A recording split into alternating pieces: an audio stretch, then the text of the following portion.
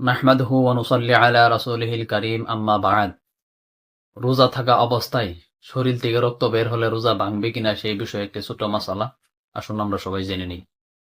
রোজা অবস্থায় শরীর থেকে রক্ত বের হলে বা ইনজেকশন দ্বারা ইচ্ছাকৃতভাবে সীমিত পরিমাণ রক্ত বের হলে রোজা ভাঙবে না।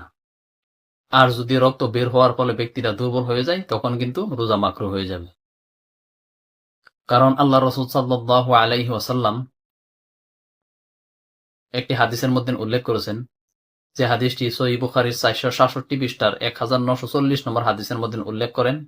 হাদিসটি আনাস ইবনে মালিক থেকে বর্ণিত। তিনি বলেন, আকুনতুম তাকরাহুনাল হিজামাতা লিস-সাঈম? ক্বালা লা ইলাহা ইল্লা মিন আজলিদ দা'ফি। আনাস রাদিয়াল্লাহু আনহুকে জিজ্ঞাসা করা হলো, রোজাদারের জন্য শিঙ্গা লাগানোকে আপনারা কি মাকরুহ মনে করতেন?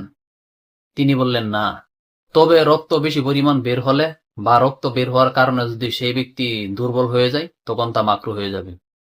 শুধু তাই নয়, আমি আরেকটি হাদিস আপনাদের সামনে তুলে ধরব, যে হাদিসটি সুনানুল কুবরা লিল বাইহাকির 4th খণ্ডের 435 পৃষ্ঠার 8253 নং হাদিসের মধ্যে উল্লেখ করেন।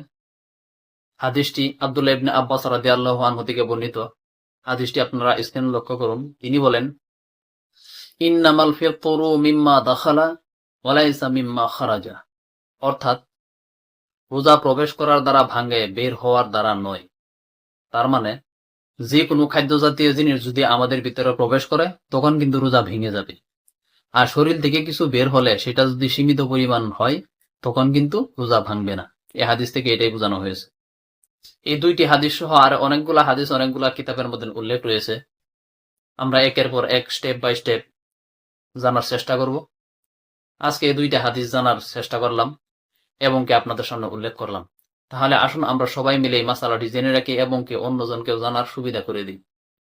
আল্লাহ রাব্বুল আলামিন আমাদের সবাইকে ইসলামিক বিষয়ে জানার জন্য আমাদের মনে আগ্রহ পয়দা করুক, যাতে আমরা ইসলামের সঠিক পথে থেকে চলতে পারি এবং কি মৃত্যুর আগ পর্যন্ত আল্লাহ রাব্বুল আলামিনের কোরআন এবং নবীর হাদিস মোতাবেক চলে কবরে যেতে পারি।